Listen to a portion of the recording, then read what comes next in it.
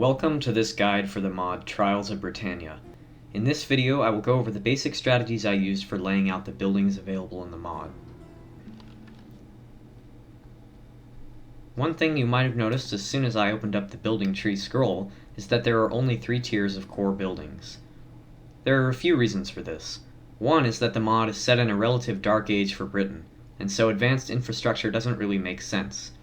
If I were attempting to cover a more fluid setting with a larger scope, it would be logical to show the technology improving over the course of the campaign. But in the 600s, Europe in general was actually losing more and more aspects of advanced society from its Roman past. Finally, 3 tiers limits the quantity of buildings. In my opinion, 5 tiers of a building starts to feel redundant. I prefer to make a larger variety of unique buildings. Every faction either has a unique building or unit. Many have both. The point of this is to change the player's experience with each new faction and to take away from the sameness of kingdoms of this time. Many factions start with a temple building, a very powerful and influential structure that helps them in the short term. Gwynedd can construct an extra tier of marketplaces due to their strong connections with Rome. So you may end up picking a faction based on how you want to play, whether you want a powerful unit or units, opportunities for wealth, or to make a quick start with powerful structures already in place. At this time there was a great blur between cultures. Archaeological finds suggest that the differences between the Picts and Gaels were minimal, and the same goes for the Britons and Irish.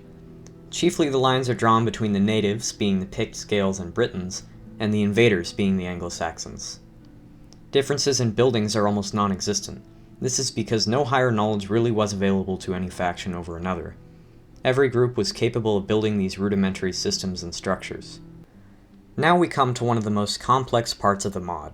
To dissect how the system works, we should start at the beginning. Every single settlement has a native religion. For most, this religion is that of pagan cults.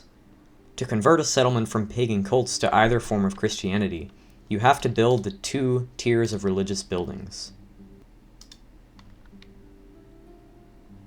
And initiate a law to forcibly convert the settlement. Only then will it flip to Christianity. There is no way of converting a Christian province back to paganism if it started with native Christianity. So if it started with this Christian lands building, there's no way of turning it back to paganism. It's clear that Christianity was extremely popular, and there is almost no conceivable circumstance where people could be lured back to paganism once they have seen the morals of Christianity.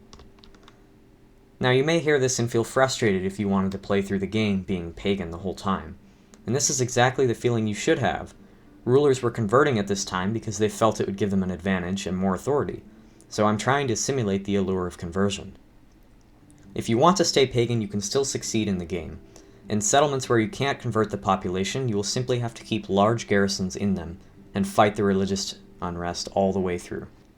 In my previous guide, I talked about villages as a way of simulating raiding and looting. In these settlements, building is impossible, and of course no fortifications can be constructed. At the beginning of this guide, I talked about how there were only 3 tiers of core buildings. The last reason for this is that there are 2 unique types of settlements. The first is an earth hill fort settlement. There are 5 of these located in northern Scotland.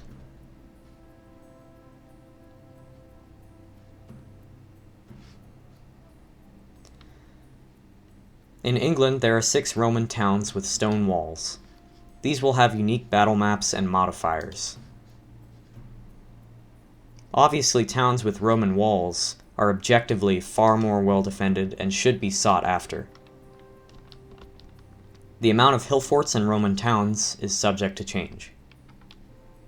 This is a quick look into the building ideology of Trials of Britannia. Hopefully it has become clear the principal differences this mod has compared to most of its contemporaries. As always, please contact me on my Discord server or on the Rome Total War community server with ideas or thoughts. Thanks for your time, and I'll see you in the next campaign guide video.